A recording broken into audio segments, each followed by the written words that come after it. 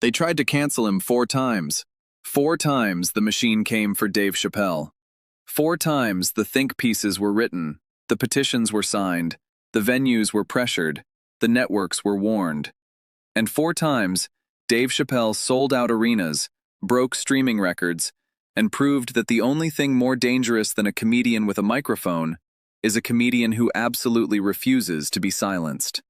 And now Joy Behar, sitting at The View's famous table with that familiar smirk on her face, was about to learn something that venues in Minneapolis, executives at Netflix, and critics across America had already discovered the hard way.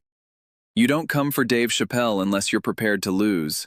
What happened next would become the most shared clip in television history. Not because Dave Chappelle yelled, not because he stormed off, but because he sat there, calm as a summer morning, and dismantled Joy Behar so completely that she had no choice but to flee her own show. Subscribe and drop a comment below, because this is the moment comedy won the war. The View studio felt charged with an unusual electricity that Thursday morning. The audience knew they were about to witness something special. Dave Chappelle didn't do daytime television. He didn't do promotional interviews. He didn't play the game. At 51 years old, Dave Chappelle had achieved something that few comedians ever manage. He had become genuinely uncancelable. Not because he was protected by powerful institutions, but because he had built something that existed entirely outside of them. His audience didn't need critics to tell them what was funny. They didn't need networks to approve his material. They showed up, 14 million strong, every time he released a special.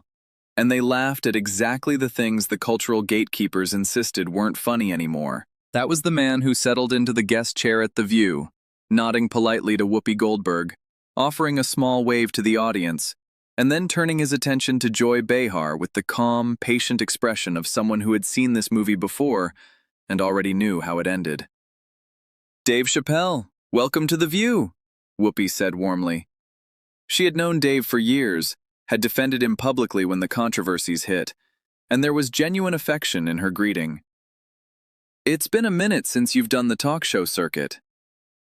"I generally try to avoid places where people yell at each other," Dave replied, his voice carrying that distinctive rasp. "But Whoopi asked nice, so here I am." The audience laughed. Joy Behar did not. "So let's talk about the unstoppable," Sarah Haynes jumped in. 14 million views in the first week. That's incredible. What do you think resonates with people about your comedy? Dave considered the question with the seriousness he brought to everything. "I think people are tired of being told what they're allowed to laugh at. Comedy's supposed to be the one place where we can talk about anything, process anything, find the absurdity in anything. And somewhere along the way, a lot of people forgot that." "But doesn't comedy have responsibilities?" Joy interjected, and everyone at the table recognized the tone. This was Joy loading her weapon. "Don't comedians have a responsibility not to punch down, not to target vulnerable communities?" Dave turned to face her directly, and there was something almost amused in his expression. "Joy, I've been waiting for this question for about 5 years now. You want to have this conversation? Let's have it." "I think we should," Joy said, sitting up straighter. "Because your comments about the transgender community have caused real harm. People have said your specials make them feel unsafe." "Unsafe." Dave repeated the word slowly, tasting it. "You know what's interesting about that word? I grew up in Washington, D.C. in the 80s, during the crack epidemic. I've had friends shot. I've had family members struggle with addiction. I've performed in war zones for troops who were actually in danger. And now I'm being told that jokes, words, ideas spoken on a stage are making people unsafe. Words have consequences, Dave. They do. And so does silence. So does refusing to talk about things because they make people uncomfortable." Dave leaned back in his chair, completely relaxed. "You know what I've noticed, Joy? The people who want to tell comedians what we can and can't say are never the ones who've actually been through anything. They're comfortable people, safe people, people who've never had to laugh to keep from crying." Joy's face tightened. That's a very convenient way to dismiss legitimate criticism. Is it criticism? Or is it an attempt to control the conversation? Dave's voice remained calm, almost gentle. Because I've noticed something about you, Joy. You've been on this show for what, 20-something years? And in all that time, you've never once been the target of the kind of campaign you're describing. You've never had venues cancel your appearances. You've never had employees at your own network stage walkouts against you. You've never had to wonder if your career was over because you said something that offended the wrong people. I've faced plenty of criticism. Criticism, sure. But cancellation? The real thing.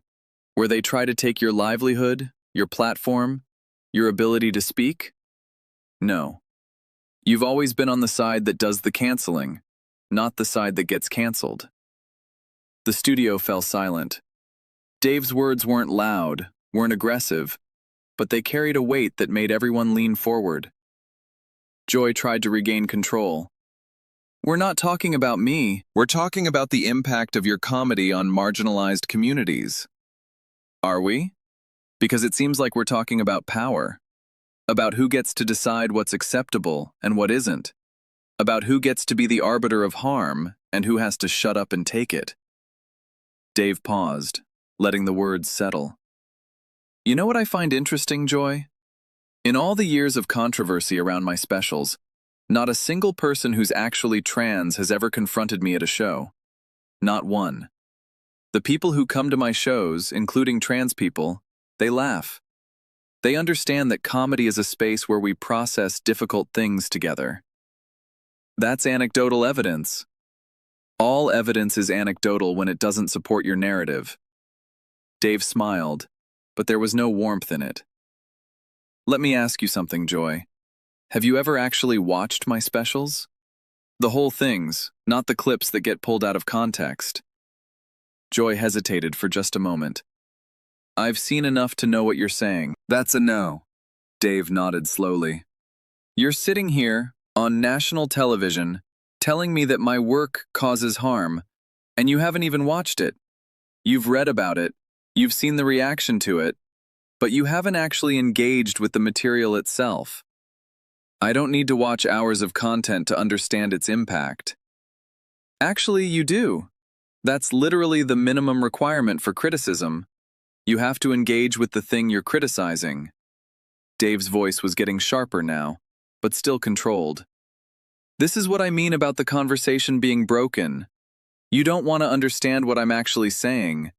You want to react to what you've been told I'm saying. Those are two very different things.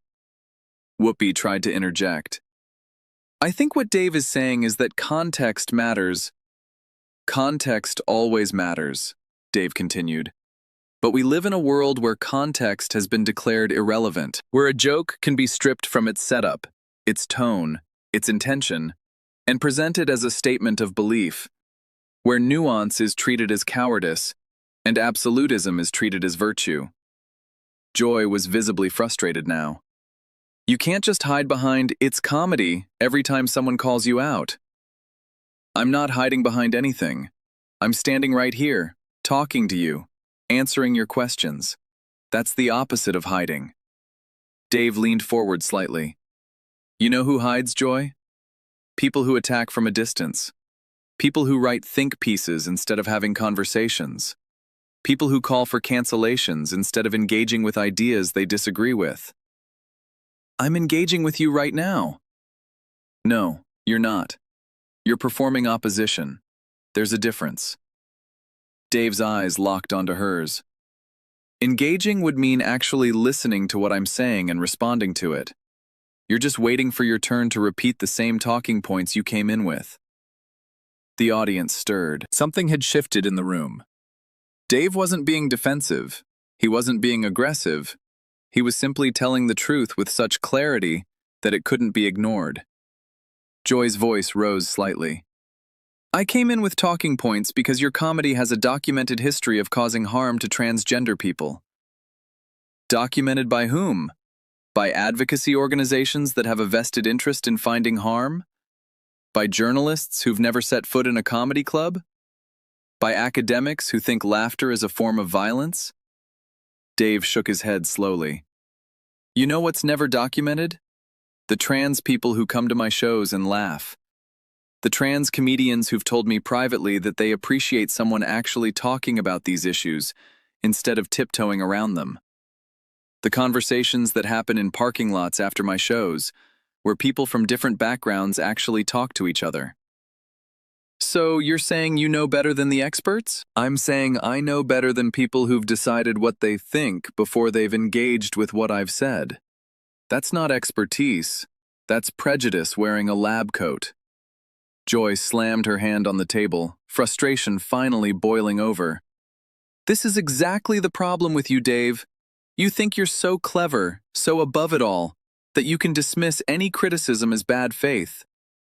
Dave didn't flinch. I don't think I'm above anything.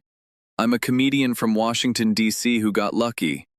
But I do think I've earned the right to be judged on my actual work, not on someone else's interpretation of it. And I think anyone who wants to criticize me should at least do me the courtesy of watching what I've made before they condemn it. He paused, and when he spoke again, his voice was quieter but somehow more powerful. You want to know the real difference between you and me, Joy?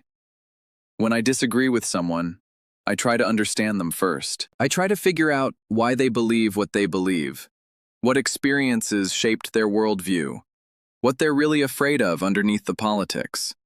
That's how I write comedy. I find the humanity in people, even people I disagree with. And what do you think I do? You sort people into categories. Good people who agree with you, bad people who don't. And once someone's in the bad category, nothing they say matters anymore. They're just targets. Dave's voice carried something that sounded almost like pity. That's not journalism. That's not commentary.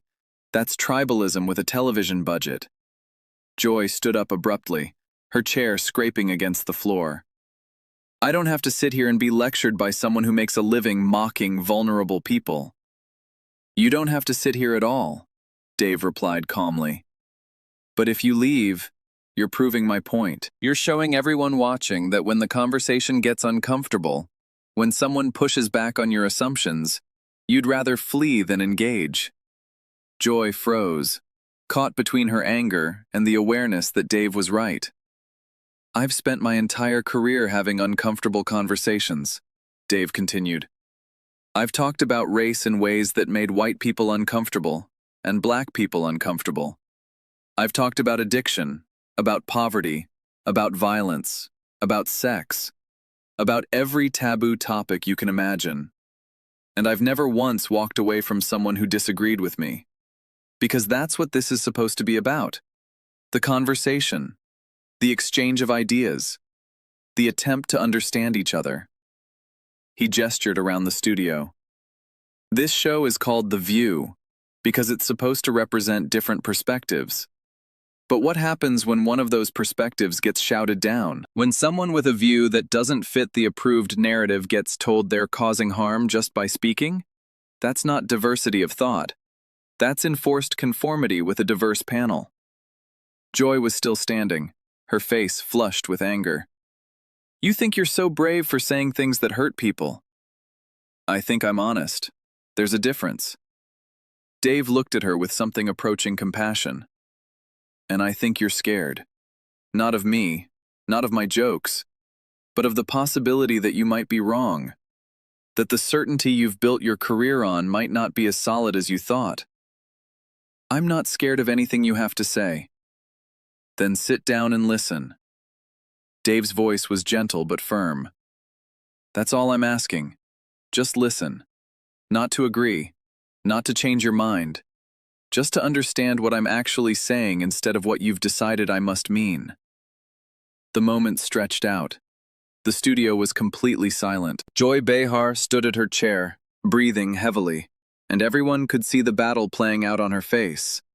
Pride fighting against the awareness that she had been outmaneuvered. Anger fighting against the realization that walking away would be an admission of defeat. In the end, pride won. I refuse to legitimize bigotry by engaging with it, Joy announced, her voice shaking slightly. She pulled off her microphone and set it on the table with more force than necessary. "Whoopi, I'll be in my dressing room." She walked off the set, her heels clicking against the floor in the stunned silence that followed. The audience watched her go, and then slowly, almost hesitantly, turned back to Dave Chappelle. He sat there, completely still, watching her retreat with an expression that held no triumph, just a kind of tired sadness. "That," he said quietly, "is what happens when you spend 20 years being told you're always right. You lose the ability to be questioned." Whoopi cleared her throat, clearly trying to process what had just happened on her show. "Dave, that was... It's okay, Whoopi." Dave turned back to face the remaining hosts, his voice returning to its normal warmth. "She's not a bad person. She's just forgotten that disagreement isn't the same as disrespect. A lot of people have forgotten that." He looked directly into the camera, addressing the audience at home. "I want to say something to everyone watching. Comedy isn't about making people comfortable. It's about making people think. It's about taking the things we're not supposed to talk about and dragging them into the light where we can actually see them. Sometimes that's uncomfortable. Sometimes it hurts. But it's necessary." He paused, and when he continued, his voice carried the weight of someone who had spent decades thinking about these questions. "The day we can't laugh at ourselves, at our fears, at our contradictions, at the absurdity of being human in a confusing world, that's the day we stop growing. That's the day we calcify into our positions and lose the ability to change. And I refuse to be part of that. I refuse to be silenced by people who think their discomfort is more important than the truth." He stood up, but not to leave. He walked closer to the audience, close enough that the cameras had to scramble to follow him. "I'm not your enemy. I'm not the enemy of trans people or gay people or any other group you want to name. I'm a comedian who believes that everything should be on the table.